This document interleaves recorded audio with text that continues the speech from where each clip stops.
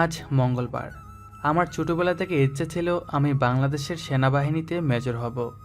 সেই দিনটা আজকে আমার কপালে এলো। আজকে সবার সামনে আমাকে মেডেল তুলে দিলেন স্বয়ং প্রধানমন্ত্রী। আমার বাবা মা সবাই আজকে খুব খুশি। আমারও কম আনন্দ পাচ্ছে না তা নয়, আমার মনে হচ্ছে আমি যেন এ দেশের গর্ব। বিভিন্ন দেশের বিভিন্ন চ্যানেলের সাংবাদিক আমার ছবি তুলছে।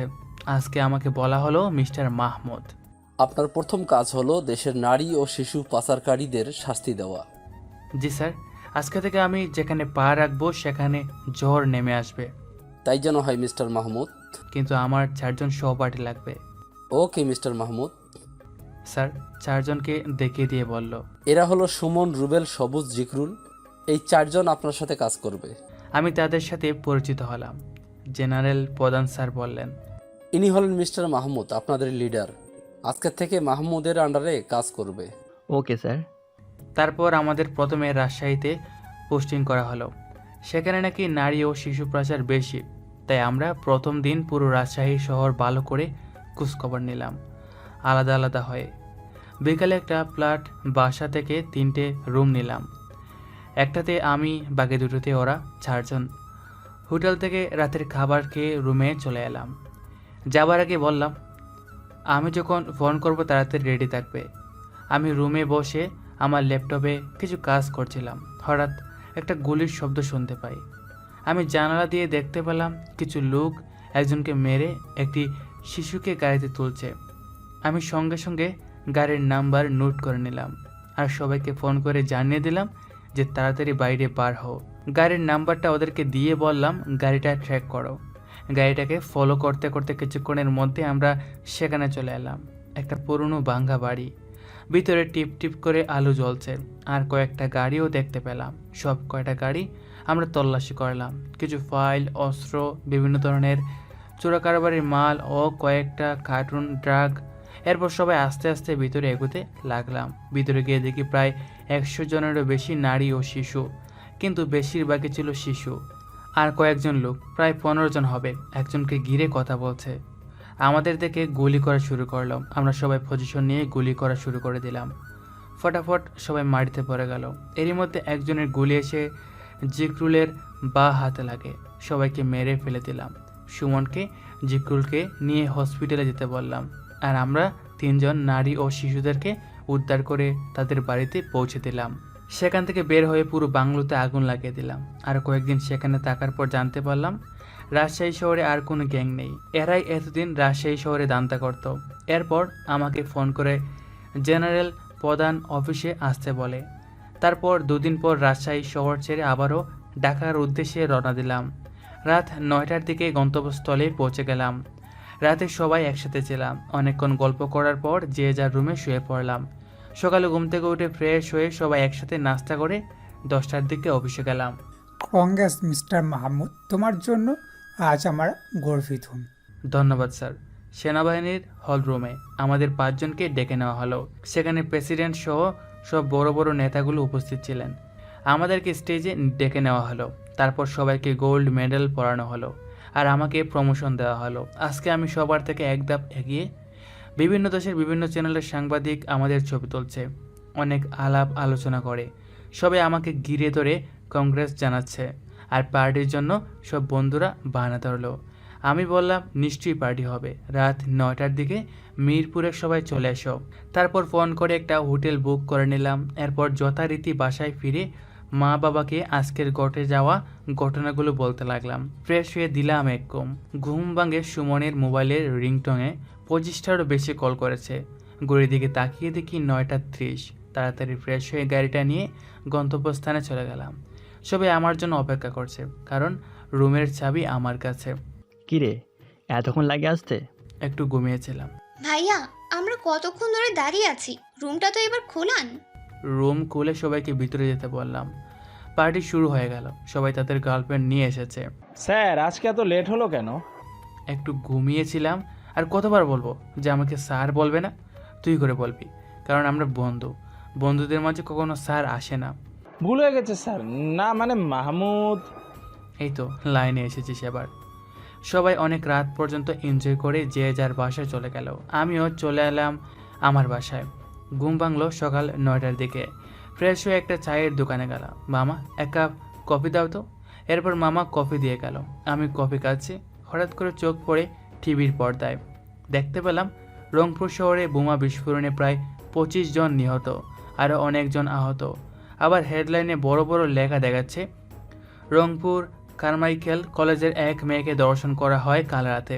খবরটা শুনে আমি অবাক হলাম। এ কী করে সম্ভব? শুধু একটা সিটি রংপুর, সেখানে নাকি নারী নির্যাতন ও বোমা বিস্ফোরণ। এসব ভাবতে ভাবতে কফিকে বিলটা দিয়ে রুমে চলে এলাম। সবাইকে অফিসে আসতে বললাম। আমার মাথা ঠিক নেই, মাথায় শুধু সকালের সংবাদটা এগোচ্ছে। ফ্রেশ হয়ে 11টার দিকে অফিসে চলে আসলাম। দেখতে পেলাম সবাই খুব আতঙ্কে আছে কালকে রাতের ঘটে যাওয়া ঘটনাগুলোকে নিয়ে। মাহমুদ, তুমি কি পারবে এই সন্ত্রাসীদের শাস্তি দিতে? অবশ্যই স্যার, আপনি শুধু আমাকে এর ফাইলগুলো বুঝিয়ে দেন, আমি দেখছি রংপুরের মতো সিটিতে কে মাথা উঁচু করে দাঁড়িয়ে আছে। আমি জানতাম তুমি অবশ্যই পারবে, তোমার উপর আমার পুরো ভরসা আছে। ধন্যবাদ স্যার, আমার জন্য দোয়া করবেন, আমি যেন এই কেসটা খুব তাড়াতাড়ি শেষ করতে পারি। ওকে। বিকেলের দিকে আমরা 5 জন সন্ধ্যা 7টায় এনাগাড়ির টিকিট কাটলাম। রুমে এসে সবাই নিজ নিজ ব্যাগ রেডি করতে লাগলাম। সন্ধ্যায় 7টার দিকে গাড়িতে উঠলাম। গাড়িতে বসে আমার মনে শুধু ঘুরপাক কাটছিল, কী হতে পারে, কে এরকম জঘন্য কাজ করতে পারে। এসব ভাবতে ভাবতে ঘুমিয়ে পড়লাম। ভোর 3টার দিকে রংপুরে এসে পড়ি। গাড়ি থেকে নেমে দেখতে পেলাম কিছু লোক একটা মহিলাকে ধরে জোরাজুরি করছে। আমাকে থেকে সব কয়টা পালিয়ে যেতে লাগলো। তারপর আমি পিস্তল বাহির করে গুলি করা শুরু করে দিলাম। এক পর্যায়ে একজনের পায়ে গুলি লাগে আর বাকিগুলো পালিয়ে যায়। জিকরুল গিয়ে তাকে ধরে নিয়ে আসে আমার কাছে। তাহের গাড়িতে করে একটা বাড়িতে নিয়ে যায়। রাতের বেলা তাকে অনেক মারধর করার পর সে মুখ খুলল। জানতে পারি এই শহরে বোমা বিস্ফোরণের ব্যাপারে সে কিছু জানে না, কিন্তু মেয়েটাকে তারাই নাকি কিডন্যাপ করে এই শহরের এমপির ছেলের হাতে তুলে দেয়। তার সব বন্ধুরা মিলে মেয়েটাকে দর্শন করে মেরে ফেলে, কিন্তু টাকার কাছে সবাই হার মানে। এত বড় একটা বিষয় কলেজ থেকে টাকা দিয়ে চাপা দিয়ে রেখেছে। এত সব কিছু করার পরও এমপির ছেলেও তার বন্ধুরা সবাই এই কলেজের ছাত্র এবং দাপটে ঘুরে বেড়াচ্ছে এই শহরে। বিষয়টা আমাকে অনেক ভাবাচ্ছে। ছেলেটাকে মেরে নদীতে ফেলে দিয়ে আসতে বলি। এরপর সবাই ফ্রেশ হয়ে কী করা যায় তাই নিয়ে ভাবছি। আমি সবাইকে বললাম আমরা কালকে থেকে কলেজের ছাত্র হয়ে কলেজে যাব, কারণ মেয়েটাকে যারা দর্শন করেছে তারা এই শহরে বোমা বিস্ফোরণকারীদের সাথে অবশ্যই হাত থাকবে।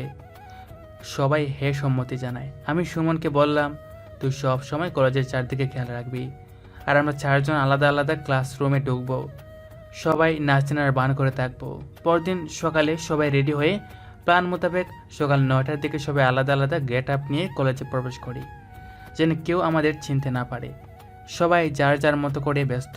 তবে একটা বিষয় লক্ষ্য করলাম, গেটের সামনে 5 থেকে 6 জন ছেলে মিলে মেয়েদেরকে টিজ করছে। মেয়েদের এমন জায়গায় হাত দিচ্ছে বলে বোঝাতে পারবো না। আমার মাথায় রক্ত উঠে গেছে। সোজা গিয়ে নাক বরাবর এক ঘুষি, নাক ফেটে রক্ত পড়ছে। আর বাকি ছেলেগুলো বয়ে পালিয়ে গেল। কলেজের সবাই আমার দিকে অদ্ভুতভাবে তাকিয়ে আছে। এতে আমার কিছু যায় আসে না। আমি সবগুলো ছেলেদের চেহারা ভালো করে দেখে নিলাম। এরপর সোজা ক্লাসরুমে ঢুকে গেলাম। কয়েকজন ছেলেই আমার কাছে বন্ধুত্ব করতে এলো। আমিও তাদের সাথে বন্ধুত্ব করে নিলাম। এদের মধ্যে একজনের নাম শাওন। আমরা বিভিন্ন বিষয়ে কথা বলছি। তখন আমি বলি, গেটে যে ছেলেগুলোকে আমি মারলাম, কারা এই ছেলেগুলো? তখন শাওন বলল, তাহলে শোনো, এরা এই শহরের প্রভাবশালী নেতাদের ছেলে।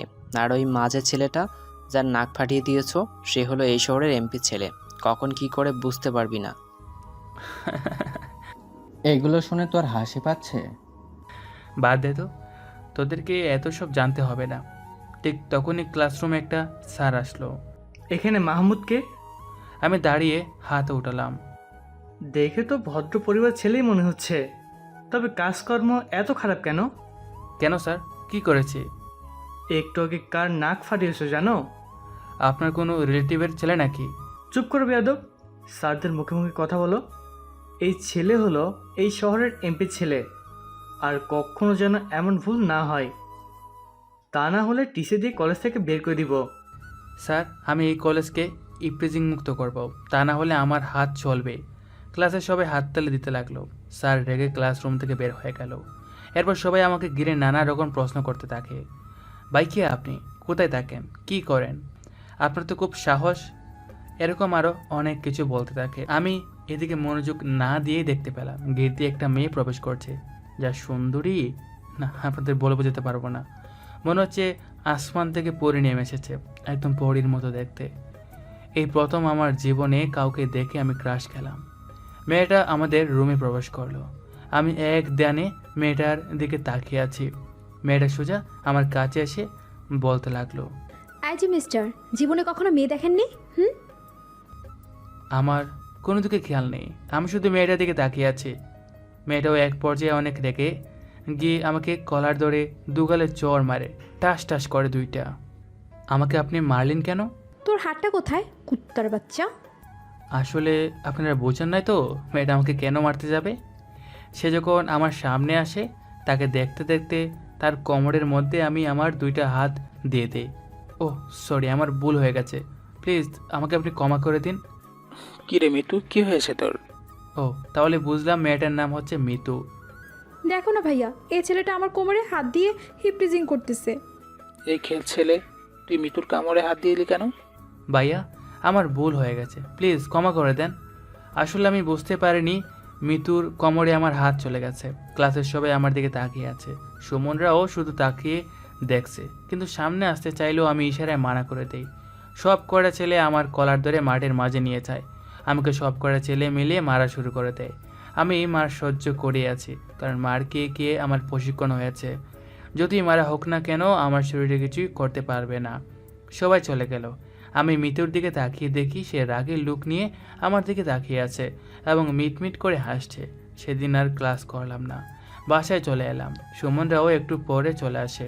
ভাই, ওরা তোমাকে মারলো আর তুমি কিছুই বললে না? আরে কিছু বললেও ওরা সবাই জেনে যাবে আমরা কারা। কলেজে যাওয়া আসা হয় প্রতিদিনই, মিতুর সাথে তেমন একটা কথা হয় না, কিন্তু তার দিকে তাকিয়ে থাকি ভালোবাসার নজর দিয়ে। এক সপ্তাহ পর জিকরুল ও রুবেল সব খবর বের করে আনে কারা এই বোমা বিস্ফোরণের সাথে জড়িত। এই বিষয়টা এখনও জানা হয়নি।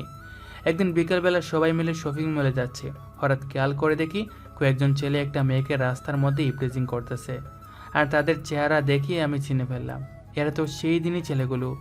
আমরা সবাই মুখে রুমাল বেঁধে ছেলেগুলোর কাছে গেলাম। ছেলেগুলো আমাদেরকে চিনতে পারে নাই। সব কয়টা ছেলেকে ঘিরে আমরা দাঁড়িয়ে থাকলাম।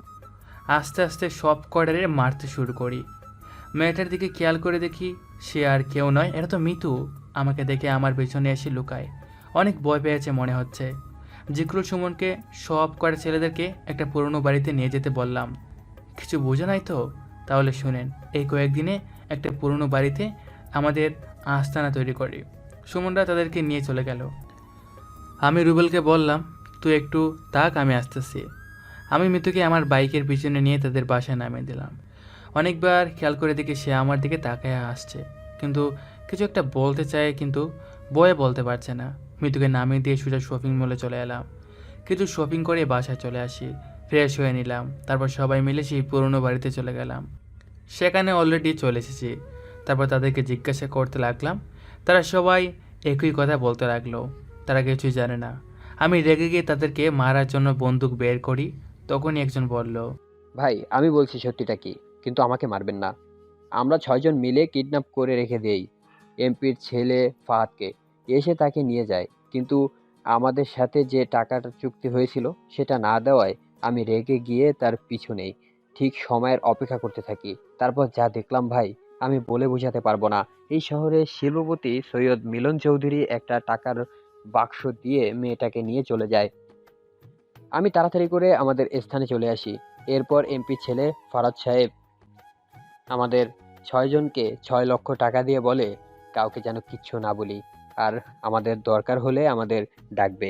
ভাই আমি আর কিছু জানি না, প্লিজ আপনারা আমাকে মারবেন না। আমি কথাটি শুনে বাকরুদ্ধ হয়ে দাঁড়িয়ে আছি। সৈয়দ মিলন চৌধুরীর মতো মানুষ এরকম জঘন্য কাজ করতে পারে? আমার তো বিশ্বাসই হচ্ছে না। আর কিছু না বলে সবাইকে আবারও চেয়ারের সাথে বেঁধে রেখে চলে এলাম বাসায়। বাসায় এসে ফ্রেশ হয়ে সবাই মিলে রাতের খাবার খাচ্ছি। ঠিক তখনই টিভির পর্দায় চোখ পড়ে। টিভিতে আবারও দেখতে পেলাম একজন মহিলা সংবাদ দিচ্ছে, নীলফামারী জলঢাকায় আবারও বোমা বিস্ফোরণ। এই বোমা বিস্ফোরণে নিহত হয়েছে প্রায় 50 জন। এদের মধ্যে বেশিরভাগই ছিল শিশু। সবগুলো শিশু ছিল এতিম। এই শিশুগুলি স্কুল থেকে বাড়ি ফেরার সময় জলঢাকা ট্রাফিক মোড়ে জ্যামে আটকে পড়ে। ঠিক সেই সময় সন্ত্রাসীরা বোমা হামলা করে। ওই জ্যামের মধ্যে অনেকগুলো সাধারণ মানুষ আহত হয়েছে। তাদেরকে জলঢাকা হসপিটালে অ্যাডমিট করা হয়েছে। আমরা সবাই তাড়াতাড়ি খাবারটা খেয়ে নেই আর বসে ভাবছি যে এখনও রংপুরে বোমা বিস্ফোরণের কেসটা সমাধান করতে পারলাম না, আবারও জলঢাকায় হামলা করে বসলো। বিছানায় বসে টিভিতে সংবাদ দেখছি, ঠিক তখনই ফোন বাজতে শুরু করলো। ক্রিং ক্রিং ক্রিং করে। ফোন হাতে নিয়ে দেখি কর্নেল ফোন করেছেন। মিস্টার মাহমুদ, কি করতেছেন? রংপুর বিভাগে কি হচ্ছে এসব? স্যার, রংপুরের কাজটা শেষের দিকে নিয়ে এসেছি, কিন্তু জলঢাকায় হামলা করবে আমি ভাবতে পারিনি। আপনাকে 3 দিনের সময় দিলাম। এই 3 দিনের মধ্যে রংপুরেও জলঢাকায় যত জঙ্গলি সন্ত্রাসী মাস্তান আছে তাদেরকে শেষ করে দিন। ওকে স্যার, আমি আগামীকাল থেকে ফুল মিশনে নেমে পড়ব। আর হ্যাঁ, তুমি নিজেই তোমার টিমকে নিয়ে জলঢাকা থানায় যাবে। যে স্কুলের বাচ্চারা নিহত হয়েছে সেই স্কুলটাকে নিজের হাতে সাহায্য করবে এবং স্কুলটার সম্পর্কে সকল তথ্য আমাকে এনে দিবি। Okay sir. স্কুলটার নাম জানতে পেরেছি, জীবন্তরী পাঠশালা। এর একটা সংগঠন। এখানে দরিদ্র অসহায় শিক্ষার্থীদের বিনামূল্যে পাঠদান দেওয়া হয়। ওকে, মিশন তাড়াতাড়ি শেষ করে দাও। আমরা আর রাত্রে ঘুমাতে পারলাম না। সবাই রাত্রে মিশনে নেমে পড়ি। সেই পুরনো বাড়িতে আবারও যাই। এখানে সে ছেলেটাকে আমাদের সাথে নিয়ে চলে আসি। ওই ছেলেটা যে আমাদের সত্যি কথা বলেছে, সেই ছেলেটা তো এমপির ছেলে ফরহাদের আস্তানা চেনে। তাকে সঙ্গে করে আমরা আস্তানা চলে আসি। এসে থেকে অনেকগুলো ছেলে 10 থেকে 12 জন মেয়েদের আটকে রেখেছে। তার বিভিন্ন ধরনের নেশাজাতীয় জিনিস টানতেছে। কেউ মদ খাচ্ছে, কেউ বা ড্রাগস টানতেছে। তারপর ছেলেটাকে চলে যেতে বললাম। ছেলেটা চলে গেলে আমরা পিস্তলের গুলি লুট করে নিই, সঙ্গে সাইলেন্সার লাগিয়ে নেই। আমাদের সবার কাছে 2টি করে পিস্তল আছে। একটা পার্সোনাল আর একটা অফিস থেকে দেওয়া হয়েছে। এক পা করে এগোচ্ছি। দেখলাম গেটের মধ্যে দারোয়ান বসে আছে। আমাদের দেখে দারোয়ান বাধা দিতে চাইলো। আমি দারোয়ানকে আমার কার্ড দেখে দিলাম। দারোয়ান আমার কার্ড দেখে বলল, আরে স্যার, আপনি এখানে কি মনে করে? একটা মিশন এসেছি আজকের রাতের জন্য। স্যার, মিশনটা কি এখানে? তাহলে ভালোই হতো। এই ছেলেগুলো প্রতিদিন 5 থেকে 6 জন মেয়েকে নিয়ে এসে ধর্ষণ করে। আমি একজন ছোট দারোয়ান দেখি কিছু বলতে পারি না। এই ছেলেগুলো আমার একমাত্র মেয়েকে ধর্ষণ করে মেরে ফেলে দেয়। রংপুর কারমাইকেল কলেজের টপ ছিল আমার মেয়ে। আমি দারোয়ান থেকে সান্ত্বনা দিয়ে বললাম, আজকের পর থেকে এই রংপুর শহরে আর কোনো মেয়ে ধর্ষণের শিকার হবে না। আমরা একে একে সবাই ভিতরে প্রবেশ করলাম। ভিতরে প্রবেশ করতেই চোখ পড়ে মিতুর উপর। দেখি মিতুকে ফারহাদ মানে এমপির ছেলে দৌড়তে চেষ্টা করছে, কিন্তু মিতু পালিয়ে বেড়াচ্ছে। এই দৃশ্য দেখে আমি রেগে গিয়ে ফারহাদের পায়ে গুলি করি। আমাদের দেখে সবাই দাঁড়িয়ে যায়। তুই এখানে? তুই না, তোর বাপ আমি। আজকের পরে এই শহরে তোদের মুখ আর কেউ দেখতে পাবে না। আজকে রাতের পর থেকে তোদের দুনিয়া দেখা শেষ। এতক্ষণে সবাই আমাদের উপর হামলা শুরু করে দেয়। আমরাও কম না, প্রশিক্ষণপ্রাপ্ত আমরা। সব করে মাটিতে লুটিয়ে দিলাম। পুরো বাংলো থেকে স্থির। ফারহাদের কাছে গেলাম। এবার জেনেছিস বাপের থাপ কীরকম? ফারহাদ বেশে চুপসে গেছে। মিতু আমাকে এই অবস্থা দেখে থরথর করে কাঁপছে। ফারহাদকে হাত করা পরিয়ে বাইরে নিয়ে আসলাম, কারণ ফারহাদ এই বলতে পারবে এই 2 জায়গায় বোমা বিস্ফোরণে কাদের হাত আছে। তারপর সব কয়টা মেয়ে গিয়ে জামা কাপড় ঠিক করে বাইরে নিয়ে আসি। মিতু আমার সাথে ছিল। আপনারা ভাবছেন মিতু এখানে কি করে? কারণ মিতু ওদের আগে থেকেই টার্গেট ছিল। যখন ওই মিতু বাইরে বের হয়, ফারহাদ ছেলে পেলে মিতুকে উঠিয়ে নিয়ে আসে। মিতু আমার সাথে ছিল। বাইরে দারোয়ান চাচা হাত তালে দিতে থাকে আর বলতে লাগে, আপনার মতো মেজর যদি বাংলাদেশের সবাই হতো, তাহলে এদেশের নারীদের ধর্ষণের শিকার হতে হতো না। চাচা আপনি খুশি তো? হ্যাঁ বাবা, আজকে আমার মেয়ের খুনিরা শাস্তি পেল। চাচা, আজকে থেকে আপনাকে এখানে আশা করি কাজ করতে হবে না। তাহলে আমি কি নিয়ে বাঁচবো বাবা? যে চাকরি আপনার মেয়েকে বাঁচাতে পারলো না, সেই চাকরি করে আপনি কি করবেন? আপনি এই ঠিকানায় আগামী রবিবার গিয়ে যোগাযোগ করবেন। তোমাকে কি বলে যে ধন্যবাদ দিব বাবা? আরে চাচা কী করছেন? আমি আপনার ছেলের মতো। তারপর পুরো বাংলোতে আগুন লাগিয়ে দিয়ে সেখান থেকে চলে আসি। মিতু শুধু এতক্ষণ আমাদের কথাগুলো শুনছে, কিন্তু কিছু বলতে পারছে না। ভয়ে ভয়ে আমাকে বলল, তুমি মেজর মাহমুদ আমাকে আগে বলনি কেন? কেন বিশ্বাস হয় না? আর আমাকে বলার সুযোগ দিলে তো। আমাকে ক্ষমা করে দাও প্লিজ। আমি তোমার উপর অনেক অন্যায় করেছি। কিসের মাপ? তুমি তো আমাকে চিনো না। প্লিজ বলছি তো, আর কখনো করব না এমন ভুল, প্লিজ। It's okay. তুমি যেদিন আমাকে সেই দিন তোমাকে ভালোবেসে ফেলেছি। আর বলতে হবে না, অনেক রাত হয়েছে, এবার চলো যাওয়া যাক। সেখান থেকে সবাই চলে এলাম। মিতুকে তার বাসায় নামিয়ে দিলাম।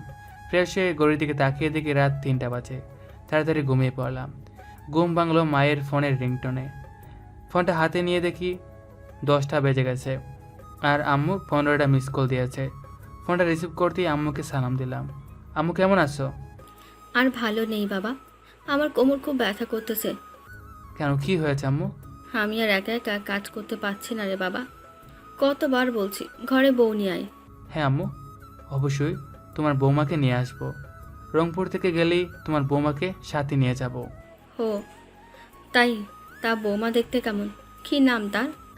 আম্মু, তোমার বৌমা দেখতে একদম পরি, আর তার নাম হলো মিতু। তাড়াতাড়ি নিয়ে আসিস বাবা, বৌমাকে দেখতে খুব মন যাচ্ছে। আর অনেক কথা বলে ফোনটা কেটে দিয়ে ফ্রেশ হয়ে নিলাম। একদম হিরোর গেটআপে কলেজে গেলাম। সবাই অদ্ভুতভাবে তাকিয়ে দেখছে। তারপর একদম হিরো গেটআপে কলেজে গেলাম। কলেজের সবাই অদ্ভুতভাবে তাকিয়ে দেখছে আমাকে। আমি সোজা প্রিন্সিপালের রুমে গেলাম। প্রিন্সিপাল স্যারের সাথে কিছু কথা বলে বাইরে চলে এলাম। দেখতে পেলাম কয়েকজন ছেলে কথা বলছে। আজকে এ ফরহাদ ভাই যে কেন নাই, 5 কার্টুন লন্ডন থেকে বুম পাঠিয়ে দিয়েছে, কোথায় লাগাতে হবে সেটা বলে দিলেই হবে। ফারহান ভাই কি ফোন দিয়েও পাওয়া যাচ্ছে না, কই যে গেল? তারপর আমি তাদের সামনে যেতেই ওরা চুপ করে দাঁড়িয়ে আছে। চোখ পড়ল গেটের সামনে। দেখতে পেলাম গেট দিয়ে মিতু প্রবেশ করছে। আমাকে দেখে সোজা আমাদের কাছে এলো। আমায় বলতে থাকে, সরি মাহমুদ, তোমার সাথে সেদিন খারাপ ব্যবহার করার জন্য। প্লিজ আমাকে ক্ষমা করে দাও। কালকে তুমি যদি না থাকতে তাহলে আজকে আমি এখানে থাকতাম না। ভাগ্যিস ঠিক সময় তুমি ওই জায়গায় চলে এসেছিলে। আরে আপনি কি বলেন এসব? আল্লাহ যা করেন ভালোর জন্য করেন। Mahmud, I love you. But I hate you. Mahmud, আমি জানি তুমি আমাকে ভালোবাসো, বাট সেই দিনের জন্য সরি। প্লিজ আমাকে ক্ষমা করে দাও। মিতুকে আর কিছু বলতে না দিয়ে সুমন্তের ফোন করে জানিয়ে দিলাম কলেজের মধ্যে তাড়াতাড়ি আসতে। মাহমুদ প্লিজ আমাকে ক্ষমা করে দাও। তুমি ক্ষমা না করলে আমি আমার এই জীবন আর রাখবো না। না মিতু, এরকম পাগলামি করো না। আজকে তোমার জন্য একটা সারপ্রাইজ আছে। তুমি এই হোটেলে চলে আসো রাত 9টার দিকে। এর মধ্যে সুমন, রুবেল, জিক্রুল ও সবুজ তারা সবাই যার যার গেট আপ নিয়ে চলে আসে। কলেজের সবাই শুধু আমাকে দেখছে আর ছেলেগুলো ভয়ে পালিয়ে যেতে লাগলো। সুমনরা তাদেরকে ধরে নিয়ে গাড়িতে তুলে নেয়। আমাকে এই অবস্থা দেখে কলেজের সবাই বলছে এটা মেজর মাহমুদ, কিন্তু ভয়ে কেউ পাশে আসতে পারছে না। সুমনরা তাদেরকে নিয়ে আমাদের পুরনো বাংলো চলে যায়। আমি মিতুকে নিয়ে তাদের বাসায় নামিয়ে দিয়ে চলে আসি আর বলে আসি রাত 9টার সময় অবশ্যই আসবে। এর মধ্যে ছেলেগুলোকে দৌড়ে চেয়ারের সাথে দড়ি দিয়ে বেঁধে রেখে দেয়। আমি এতক্ষণে চলে এসেছি। এসে থেকে ফরহাদ ঘুমাচ্ছে। আমি এক বোতল পানি নিয়ে ফরহাদের মুখে দেই। তখন ফরহাদ জেগে উঠল। বলেন ফরহাদ ভাই, আপনি এখানে? আপনাকে আমরা অনেক খুঁজেছি। ফারহাদ? কে ফারহাদ? আমি তো কাউকে চিনি না। তখন তাদেরকে বললাম ভালো তোদের বসের নাম বলে দে। ওরা কেউ কিছু বলছে না। আমি রেগে গিয়ে তাদের উপর 1006 ডিগ্রি টর্চার শুরু করে দিলাম। তবুও তারা বলছে আমরা মরে গেলেও আমাদের বসের নাম বলবো না। এই গ্যাংকে তো নোবেল পুরস্কার দেওয়া উচিত। এত মার খাওয়া সত্ত্বেও এদের বসের নাম বলছে না। ঠিক সে সময় ফরহাদের ফোনে কল আসে মিলন চৌধুরীর। ফোনটা রিসিভ করে লাউড স্পিকারে দিয়ে বললাম চুপচাপ যা বলে শুনে যাবি, আর হ্যাঁতে হ্যাঁ মিলাবি। কিরে ফারাদের বাচ্চা, আমি বিদেশ থেকে বোমা পাঠিয়ে দিয়েছি, এখনও কাজ হলো না কেন? এবার যেন নীলফামারীর একটা লোকও বাঁচতে না পারে। আর হ্যাঁ, আমি এখন আমেরিকায় আছি, দেশে ফিরতে 2 দিনের মতো সময় লাগবে। রাজুর কাছে বোমা আছে, নিয়ে যাস। আজকে রাতের মধ্যে যেন নীলফামারী শহর শেষ হয়ে যায়। তারপর ফোন কেটে গেল। ফরহাদ শুধু হাসতেছে আর বলছে আজকে নীলফামারী কে বাঁচা? আমি ফরহাদের উদ্দেশ্য করে বললাম নীলফামারীর একটা মানুষেরও কোনো ক্ষতি হতে দিব না আমি, আর তাদের বেঁচে থেকে কোনো লাভ নেই। আমি আসল সন্ত্রাসীকে পেয়ে গেছি। তারপর তাদের সবাইকে ওখানে মেরে ফেলে দেই। সুমনদের বলি যে লাশগুলোকে তিস্তায় ভাসিয়ে দিয়ে আয়। তারপর সন্ধ্যার সময় আমরা সব কিছু রেডি করে, কারণ আজকে মিতুর জন্মদিন। এখন রাত 9টা। মিতু চলে এলো, মুখে কোনো হাসি নেই, মনে হচ্ছে বিকেলবেলা বাড়িতে গিয়ে কেঁদেছে অনেক। আমি মিতুর সামনে গিয়ে হাঁটু গেড়ে বসে একজোড়া গোলাপ দিয়ে প্রপোজ করি। মিতু তো খুশিতে আত্মহারা, সে বিশ্বাসই করতে পারছে না যে আমি ওকে ভালোবাসি। Mitu, I love you. Love you too. আমি যেদিন তোমায় প্রথম দেখেছি সেদিনই তোমার নাম আমার মনের মধ্যে লিখে রেখেছি, আর তোমাকে আমার মায়ের বউ করে নিয়ে যাব যদি তুমি রাজি থাকো। মিতু লজ্জায় লাল হয়ে গেছে আর বলছে, দূর দুষ্ট, কেউ এরকম করে প্রপোজ করে? সবাই দেখছে তো। মিতু সোজা এসে আমাকে জড়িয়ে ধরে, আমিও মিতুকে জড়িয়ে ধরে আছি। মাহমুদ আর কিছু বলতে যাবে, তার আগেই মিতু নিজের ঠোঁটগুলো মাহমুদের ঠোঁটে ডুবিয়ে দেয়। মাহমুদের ঠোঁটগুলো এমনভাবে চুষতে থাকে যেন এতদিনের কষ্ট আজ তুলেই ঝাড়বে। মিনিট 5 পর মাহমুদের ঠোঁটগুলোকে মুক্তি দেয় মিতু। সব কষ্ট ও রাগ নিমিষেই মাটি করে দিল মিতু। মিতু লজ্জামাখা মুখ বানিয়ে নিচের দিকে চেয়ে রইল। এরকম করে সারা জীবন ভালোবাসতে পারবে আমাকে? তোমাকে আমি সারা জীবন এভাবে ভালোবেসে যাব, কিন্তু আমার না ভয় হয় যদি তুমি কখনো হারিয়ে যাও। আরে পাগলি, তুমিও না? আমার কিছুই হবে না। এভাবেই গল্প করতে করতে রাত 12টা বেজে গেছে। মিতুর জন্মদিনের কেক কাটা হলো, সে আমাকে খাইয়ে দিল, আমিও তাকে খাইয়ে দিলাম। তারপর তাকে একটা হীরের আংটি দিয়ে প্রপোজ করলাম, আই লাভ ইউ মিতু।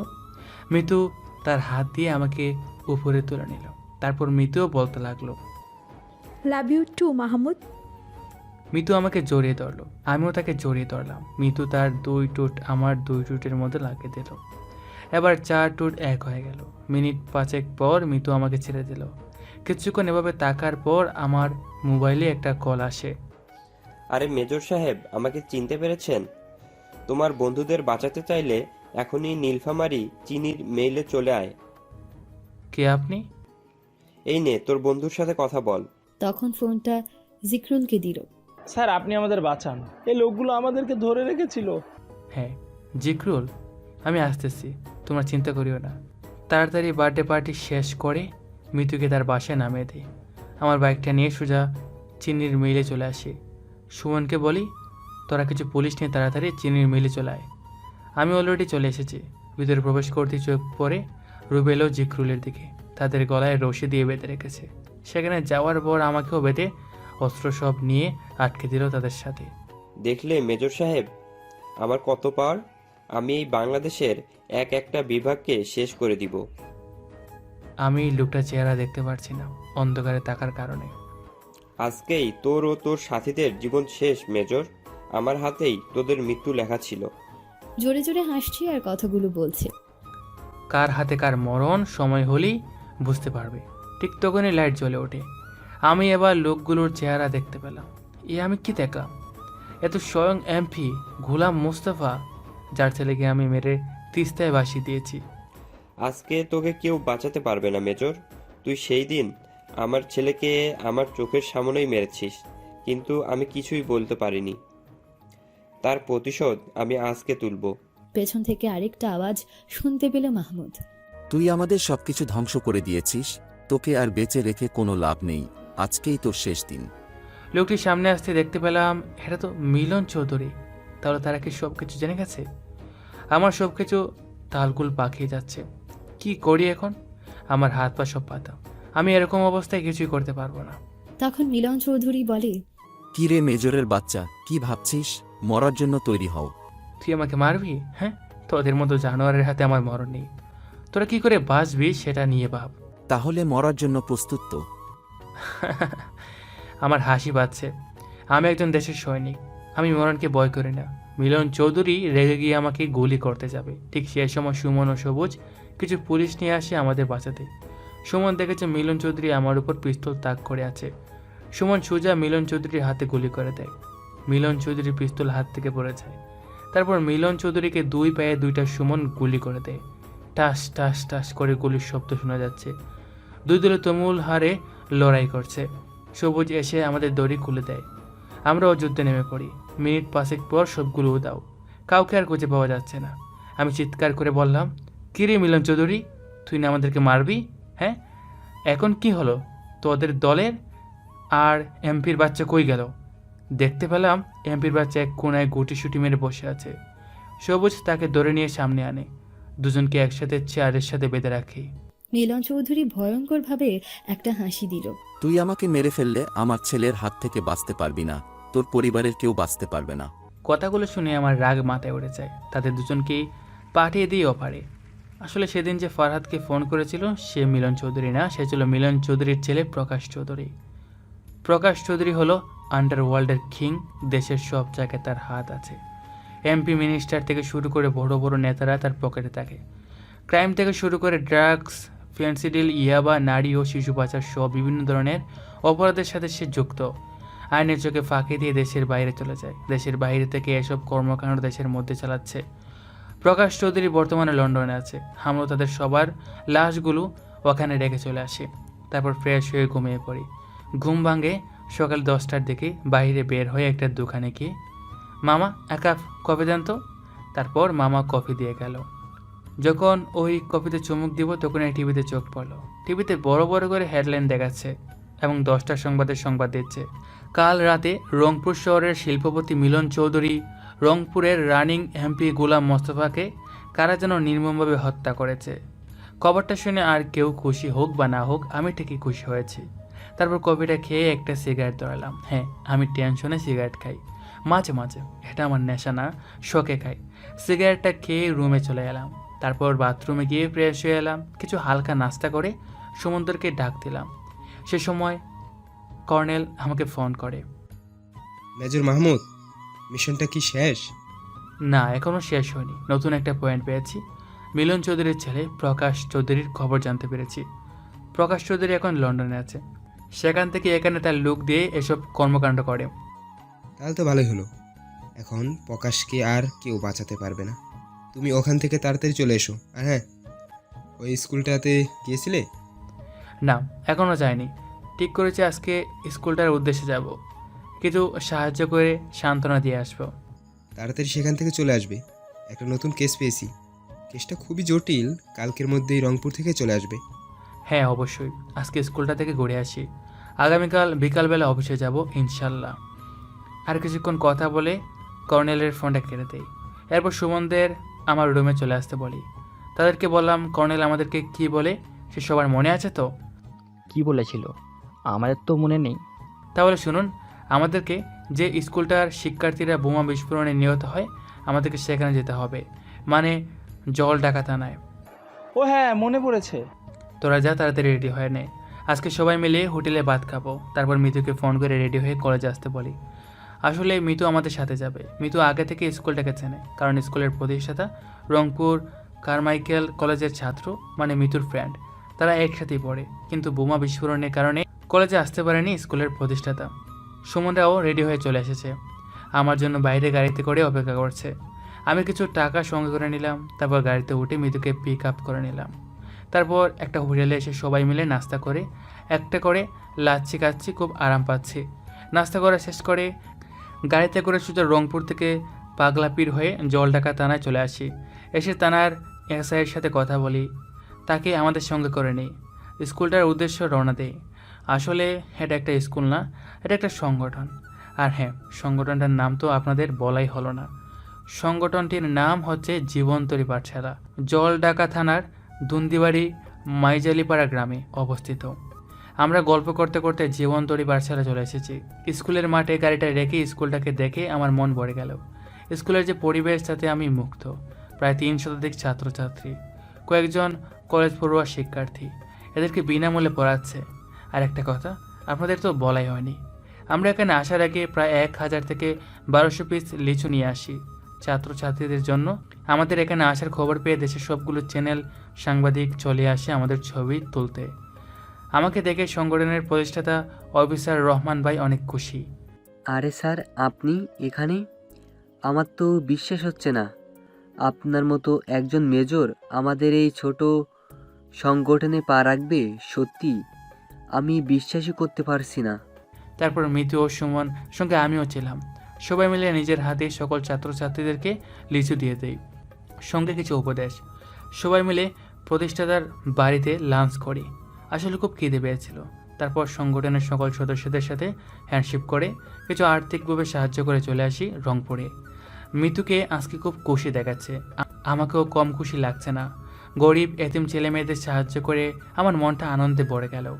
সুমনদেরকে রাস্তা নামিয়ে দিয়ে মিতুকে নিয়ে তাদের বাসায় চলে যাই। আসলে আগামীকাল আমাদেরকে ঢাকা চলে যেতে হবে, তাই আর কি বিয়ের আলাপ করতে এলাম। মিতুদের বাসায় আমার গাড়ি দেখে দারুণ আমাকে স্যালুট করলো। অবশেষে মিতুদের বাসার দরজার কাছে দাঁড়িয়ে আছি। কলিং বেল বাজাতেই মিতুর আম্মু এসে দরজা খুলে দেয়। আসসালামু আলাইকুম আন্টি। ওয়ালাইকুম আসসালাম বাবা, তুমি আমাদের বাসায়? আমার তো বিশ্বাসই হচ্ছে না। জি আন্টি, আমি। মা, বাইরে দাঁড়িয়ে কথা বলবে না আমাদের ভিতরে নিয়ে যাবে? তারপর আমরা ভিতরে গেলাম, সবাই মিলে গল্প করতেছি। আন্টি নাস্তা বানাতে গেল। বাবা, তোমার মিশনের কাজ কত দূর? আর এই রংপুর শহর থেকে কবে যাচ্ছ? জি আঙ্কেল, মিশনের কাজ প্রায় শেষ। পরশুদিন আমাকে যেতে হবে, আরেকটা দিন আছে। এর মধ্যে আন্টি নাস্তা নিয়ে চলে আসে, আমাদের সবাইকে একটা করে চা এঁকে দিল, সঙ্গে কিছু হালকা নাস্তা। নাস্তা করতে করতে বললাম, আঙ্কেল আপনাদের যদি কোনো আপত্তি না থাকে আমি মিতুকে কালকে বিয়ে করতে চাই। আমার কথাগুলো শুনে মিতু লজ্জা পেয়ে সেখান থেকে চলে গেল। আরে বাবা, তুমি কি বলছো? এটা তো খুশির খবর। তোমার মতো একজন মেজরের বউ হবে আমার মেয়ে মিতু। মিতুর আম্মু কই গেলে? মিষ্টি নিয়ে আসো। আমি রান্নাঘরে আসতেছি, একটু অপেক্ষা করেন। তার কিছুক্ষণ পর আন্টি মিষ্টি নিয়ে আসে।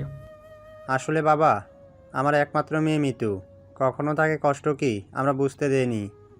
আমার মেয়ের খুশিতেই আমরা খুশি। মিতু যদি রাজি থাকে তাহলে কোনো কথাই নেই। তারপর আঙ্কেল সেখান থেকে চলে গেল বিয়ের সব আয়োজন করতে। আমিও মিতুদের বাসা থেকে চলে এলাম। হোটেলে এসে সুমনদেরকে ডাক দিলাম, বললাম আগামীকাল আমার বিয়ের সমস্ত দায়িত্ব তোদের, যা কাজ করা লাগে তোরা করবি, কোনো ভুল যেন না হয়। তারপর আব্বু আম্মুকে ফোন করে রাত্রের মধ্যেই রংপুরে আসতে বলি, আর আমার বিয়ের সংবাদটা তাদের দিয়ে দেই। আম্মু তো অনেক খুশি, কারণ তার কষ্টটা একটু লাঘব হবে। তারপর ফোনটা কেটে দিতেই কর্নেল স্যারের ফোন। আমি তাড়াতাড়ি ফোনটা রিসিভ করি। স্যার কেমন আছেন? আলহামদুলিল্লাহ, আমি ভালো আছি। মাহমুদ, তুমি কালকেই চলে এসো, তোমাকে একটা মিশনে যেতে হবে তাড়াতাড়ি। স্যার কালকে যেতে পারবো না, পরশু দিন যাব। আসলে এখানে একটা মেয়ের প্রেমে পড়েছি, কালকে আমাদের বিয়ে। স্যার আপনি অবশ্যই কিন্তু বিয়েতে আসবেন। আমি জানি কর্নেল স্যার আসবে না, তবু আমার কি দাওয়াত দিলাম। মাহমুদ, আমি যেতে পারবো না। শুভকামনা ও দোয়া রইল তোমার আর তোমার সহধর্মীর জন্য। ধন্যবাদ স্যার। তারপর মিতুর সাথে কিছু ফোনে কথা বলে ঘুমিয়ে পড়ি। সকালে ঘুম থেকে জেগে দেখি মা বাবা চলে এসেছে। মা আমার জন্য কফি বানাচ্ছে। মা তোমরা কখন এলে? আর বাবা কোথায় গেছে? তোর বাবা বাজারে গেছে তোর বিয়ের জিনিসপত্র কিনতে।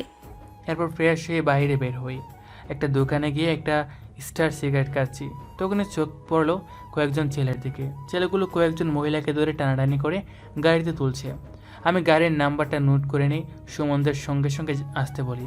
তারপর সবাই মিলে গাড়িটাকে ট্র্যাক করি, সেখানে চলে আসি। এখানে এসে তো আমি পুরো অবাক, আমি কি দেখছি? প্রায় 100 জন নারী হবে, সবাইকে চেয়ারের সাথে বেঁধে রেখেছে, আর ছেলেগুলো জুয়া খেলছে। কয়েকজন ছেলে একটা রুমের মধ্যে মনে হয় মেয়েদেরকে নির্যাতন করছে। তাহলে বুঝলাম এখানে এখনও নারী ও শিশু নির্যাতন কেসটা সমাধান হয়নি। এর পিছনে কার হাত আছে, এই বিষয়টা আমাকে ভাবাচ্ছে। একদিকে আজকে আমার বিয়ে, বারবার আম্মু ফোন দিতেছে, মিতু অনেকবার ফোন দেয়, ফোনটা রিসিভ করার সময় পায়নি।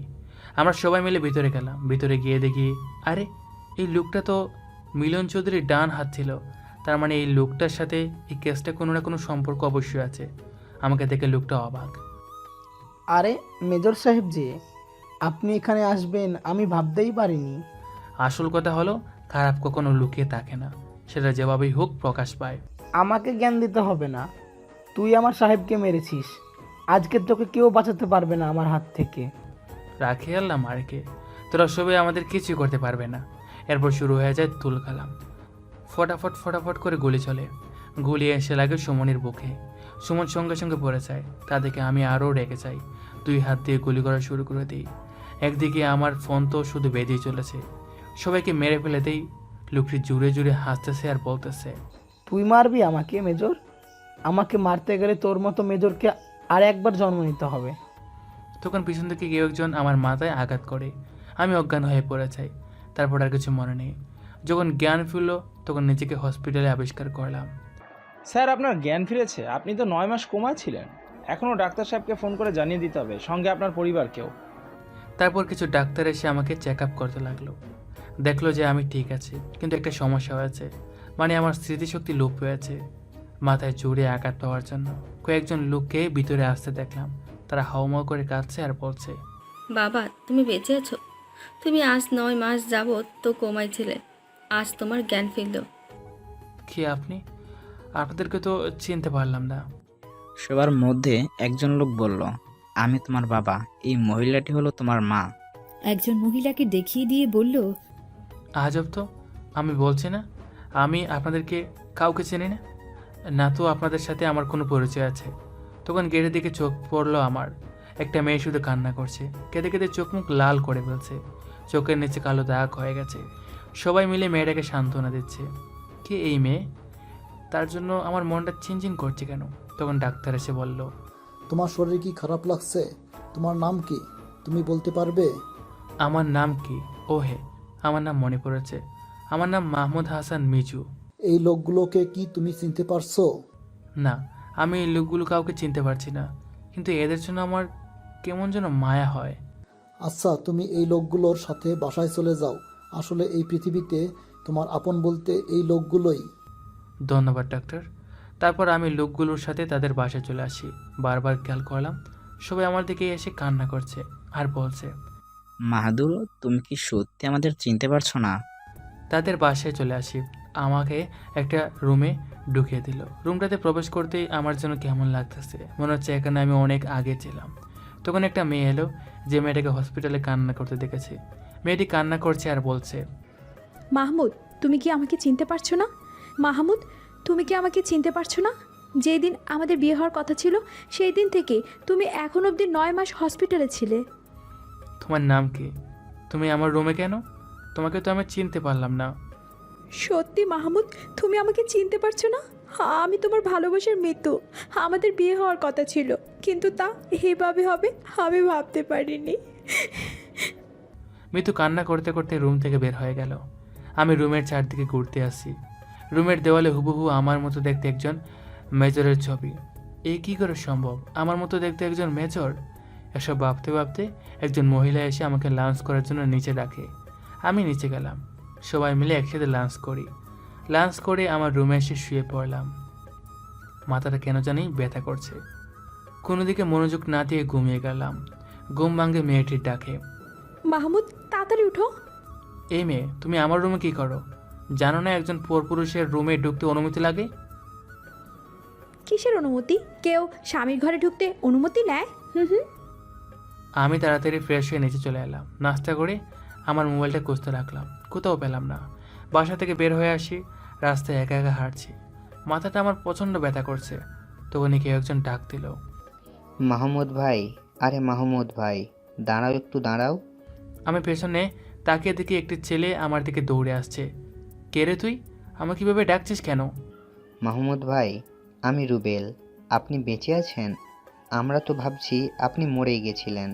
স্যার, আপনার প্রিয় বন্ধু সুমন মারা গেছে। তুই আমার সম্বন্ধে জানিস? তাহলে সব কিছু খুলে বলতো। কে আমি, কে আমার পরিচয়? তখন রুবেল আমার সাথে ঘটে যাওয়া ঘটনাগুলো খুলে বলল। আর আমি তো একজন মেজর, কিন্তু আমার কিছু মনে পড়ছে না কেন? তখন হঠাৎ করে মাথায় প্রচণ্ড ব্যথা হওয়ার কারণে রাস্তার মাঝে অজ্ঞান হয়ে পড়ে। রুবেল আমাকে তাড়াতাড়ি পার্শ্ববর্তী একটা হসপিটালে নিয়ে যায়। এদিকে বাড়ির সবাই আমাকে খুঁজতে খুঁজতে হসপিটালে চলে আসে। একটা রাত হসপিটালে ছিলাম। আমার পাশে সেই মেয়েটি ছিল। সকালে ঘুম ভাঙলো, সেদিকে মেয়েটি আমার বুকের মাঝে মাথা রেখে ঘুমিয়ে আছে। আমি মেয়েটিকে ডাকার চেষ্টা করি, কিন্তু আমার যেন অনেক ভালো লাগছিল যে মেয়েটাকে আমি আগের থেকে চিনি, কারণ তার সাথে কোনো না কোনো সম্পর্ক আছে আমার। যখন টের পেল, আমাকে দেখে লজ্জায় মাথা নিচু করে দাঁড়িয়ে থাকলো। তখন ডাক্তার এসে আমাকে চেক আপ করতে লাগলো। তারপর কোনো সমস্যা খুঁজে না পেয়ে মেয়েটির সাথে বাসায় চলে আসি। নাস্তা করে আমি রুমে গেলাম। মনে হচ্ছে কিছু কিছু কথা আমার হৃদয়টাকে খাদাচ্ছে।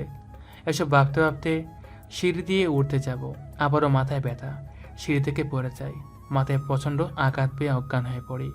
বাসায় ডাক্তার এনে আমার চিকিৎসা করানো হয়। 3 দিন পর জ্ঞান ফিরল। আমি চোখের সামনে সবার প্রথমে মিতুকে দেখতে পেলাম। মিতু আমার পাশে বসে কান্না করছে। আমাকে জেগে ওঠা দেখে মিতু সবাইকে ডাকা শুরু করে দিল। মা বাবা সবাই এসে দেখে যাও, মাহমুদের জ্ঞান ফিরেছে। তখন তাড়াতাড়ি মা বাবা আমার রুমে চলে এলো। আমি বিছানা থেকে উঠে বসি। আমার কি হয়েছিল আর আমি এখানে কেন? আমার তো রংপুরে থাকার কথা। বাবা এসব পরে ভাববো, তুই যে আবার আগের মতো হয়েছিস এটাই বড়। আল্লাহর কাছে লাখ লাখ শুক্রিয়া আদায় কর। মা আগে আমায় বলো তো আমার কি হয়েছিল। তাহলে শুনুন, যেদিন তোর আর মিতুর বিয়ে, তুই কিছু কাপড় কিনতে শপিং মলে চলে যাস, কিন্তু আর তোর ফেরার কোনো কথা নেই। আমরা অনেক খোঁজাখুঁজি করি, তোর ফোন বাজে কিন্তু তুই রিসিভ করিস না। আমরা হয়রান হয়ে পুলিশের কাছে যাই। পুলিশের সহায়তায় তোকে একটা পুরনো ভাঙা বাড়িতে অজ্ঞান অবস্থায় পাই, তার সাথে সুমনের লাশ আর তোর বাকি বন্ধুদের আহত অবস্থায়। সেখান থেকে আমরা তোর বন্ধুদেরও তোকে সোজা ঢাকা মেডিকেলে আনা হয়, তোর চিকিৎসা করা হয়। তোর বাকি বন্ধুরা সবাই সুস্থ হয়ে চলে যায় আর সুমনের লাশ দাফন করা হয়। দীর্ঘ 9 মাস কোমায় থাকার পরে কাল তোর জ্ঞান ফিরেছে, কিন্তু ডাক্তার বলে তোর স্মৃতিশক্তি লোপ পেয়েছে, তুই আমাদের কাউকে চিনতে পারছিস না। পরে তোকে বাসায় আনা হয়। আল্লাহর কি লীলা খেলা, আজকে তুই সিঁড়ি দিয়ে ওঠার সময় পা পিছলে পড়ে যাস, মাথায় আবারও আঘাত পাওয়ার পরে এখন পুরোপুরি সুস্থ। মা কান্না করতে করতে কথাগুলো বলল। আমি কথাগুলো শুনে হক চোখে উঠে পড়ি। কি বলো মা, সুমন মারা গেছে? হ্যাঁ বাবা, আমরা তাই দেখেছি। কথাগুলো বলে মা বাবা সেখান থেকে চলে গেল। তখন আমার চোখ পড়লো মিতুর দিকে। আমি মিতুকে ডেকে আমার কাছে নিই। মিতু শুধু কান্নাই করছে। আরে পাগলি, এভাবে কেউ কাঁদে নাকি? আমার যে কষ্ট হয়। মিতুকে জড়িয়ে ধরে আদর করতে থাকে। এভাবে দিনটা কেটে গেল। বিকেলবেলা বাবা মাকে বলে মিতুকে নিয়ে একটু ঘুরতে বের হলাম। একটা রিক্সায় উঠে দুজনের দিকে তাকিয়ে আছি। মিতু আমার হাত চেপে ধরে আছে। তুমি আবারও আমাকে ছেড়ে চলে যাবে না তো? না রে পাগলি, আর কখনো যাব না। তারপর মিতুকে নিয়ে একটা পার্কে যাই। বিকেলবেলা ঘোরাঘুরি করে কিছু শপিং করে বাসায় চলে আসি। বাসায় এসে মা বাবাকে বলি আগামীকাল আমি মিতুকে বিয়ে করব। কোনো আয়োজন করার দরকার নেই, শুধু মিতুর বাবা মাকে আজকে রাতের মধ্যে আমাদের বাসায় আসতে বলো। বাবাকে কথাগুলো বলে উপরে আমার রুমে চলে আসি। আমি ডায়েরিটা খুঁজতে লাগলাম, যেটার মধ্যে সবার নাম্বার আছে। নাম্বারগুলো খুঁজতে খুঁজতে রাত 11টা বেজে গেছে। তাই আর দেরি না করে ঘুমিয়ে পড়লাম। সকালে ফ্রেশ হয়ে নাস্তা করেছি। ঠিক সেই সময় আমার জ্ঞান ফেরার কথা শুনে অফিস থেকে কর্নেল ও সেনাপ্রধান অনেকগুলো সেনাবাহিনী নিয়ে এসেছে আমার বাসায়। আমি তাদেরকে স্যালুট করি। আরে আরে কি করছো মাহমুদ? তোমার তো প্রমোশন হয়েছে। তুমি দেশের জন্য শহীদ হতে চলেছিলে, তাই সরকার তোমার প্রমোশন দিয়ে দিয়েছে। তুমি আজকে থেকে একজন কর্নেল। ধন্যবাদ স্যার। আর হ্যাঁ, আমরা শত চেষ্টা সত্ত্বেও সুমনকে বাঁচাতে পারিনি। জিকরুল, সবুজ, রুবেল ওদেরও প্রমোশন হয়েছে। ওরা মেজরের পদে বিভিন্ন জায়গায় কাজ করছে। আজকে সবাই মিলে আমরা এসেছি তোমাকে দেখতে। জিকরুল, সবুজ, রুবেল আমাকে দেখে কান্না করে ফেলে। আমি ওর থাকতে পারলাম না, তাদের সঙ্গে আমিও কান্না করে ফেলি। যখন সেনাপ্রধান ও কর্নেল স্যার সবাই চলে যাবে, তাদেরকে আমার বিয়ের দাওয়াত দেই। আমার বন্ধুদের থাকতে বলি।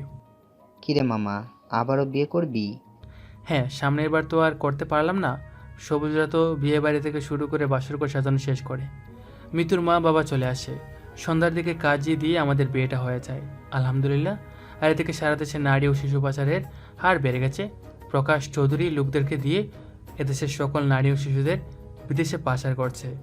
দেশের সকল ধরনের অপরাধ প্রবণতা বেড়ে চলেছে। এই 9 মাসে বাংলাদেশ একটা হুমকির মুখে দাঁড়িয়ে আছে। আর একটা কথা, প্রকাশ চৌধুরী এখন বাংলাদেশে থাকে। এদেশ থেকেই সে এসব কাজ করছে। আগে বিয়েটা করে নিই, তারপর তার 12টা বাজাবো। আপনারা দোয়া করবেন বাসর ঘরটা যেন ভালো করে করতে পারি। অবশেষে কাজী আমাদের বিয়েটা পড়িয়ে দিল। বাসর ঘরের সামনে দাঁড়িয়ে আছি। সবুজ দরজা জোরে ধাক্কা দিয়ে বলে, কি মামা, বিয়ে তো করে ফেললি, বিলাটের না ভালো করে মারিস, না হলে কিন্তু তোর খবর আছে। বাসর ঘরে প্রবেশ করে দরজাটা ভালো করে লাগিয়ে দিই, যেন কেউ উকি দিতে না পারে। বলা তো যায় না, নতুন স্বামী স্ত্রী। বিছানার কাছে যেতেই দেখি ইয়া লম্বা একটা শাড়ি মিতু মাথা দিয়ে নিচু করে বসে আছে। তার কাছে যেতেই মিতু বিছানা থেকে নেমে আমার পা ধরে সালাম করে। আরে আরে কি করছো? তোমার স্থান আমার পায়ে না, তোমার স্থান আমার বুকে। মিতুকে দাঁড় করি, বুকের মধ্যে নেই। তারপর বিছানায় গিয়ে অচিনপুরে চলে যাই। থাক, আর বলতে হবে না। সকালে ফিরে এসে কিছু হালকা নাস্তা করে নিই। মিতুকে নিয়ে বাইরে বের হই, আবারও বাসায় আসি। এভাবে কেটে গেল 5 দিন। আজকে অফিসে যাব, তাও আবার ডিউটিতে। অফিসে আসতে সবাই আমাকে স্যালুট করতে থাকলো, কারণটা তো বুঝতে পারছেন। আমি সোজা ভিতরে গিয়ে আমার কেবিনে বসে পড়ি। তারপর আমার বন্ধুদের ডাক দিই, কিছু সৈন্যদের নিয়ে একটা মিটিংয়ের আয়োজন করি। মিটিংয়ে আমি প্রধান বক্তা। ডিয়ার অফিসার, আজকে আমাদের এখানে একত্র হওয়ার একটাই কারণ, এদেশে নারী ও শিশু পাচার বেড়ে চলেছে। বিভিন্ন ধরনের চোরাকারবারি মাল দেশে এনেও বিভিন্ন জায়গায় বোমা বিস্ফোরণ করে বাংলাদেশের ক্ষতি করছে প্রকাশ চৌধুরী। আমি চাই দেশের মধ্যে কোনো জানোয়ারের জন্য বেঁচে থাকতে না পারে, সেজন্যই আজকের এই মিটিংয়ে ডাকা। আপনাদেরকে আমি 3টা টিমে ভাগ করব।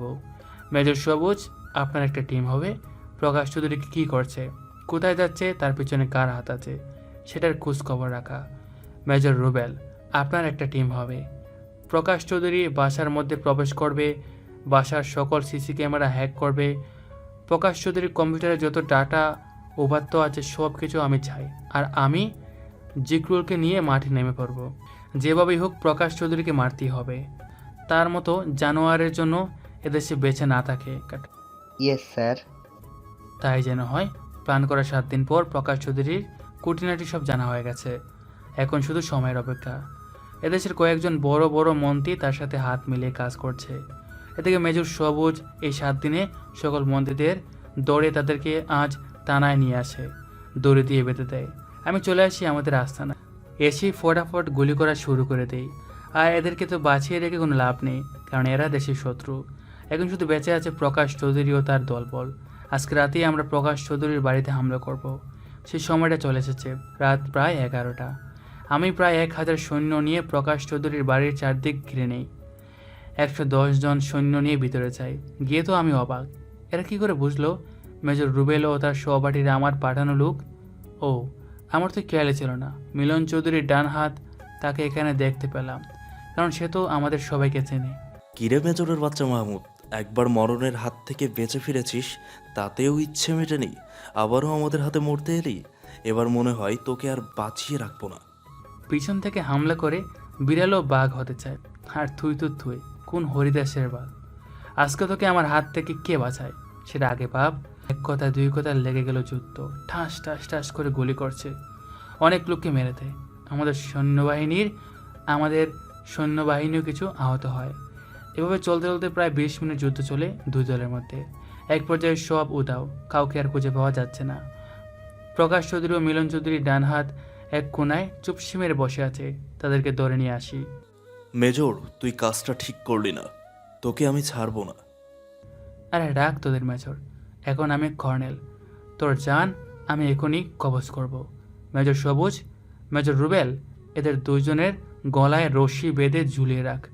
এদের মতো কুত্তার বাচ্চা বললে ভুল হবে, কি বলবো ভাষা খুঁজে পাচ্ছি না। বাঁচিয়ে রেখে কোনো লাভ হবে না।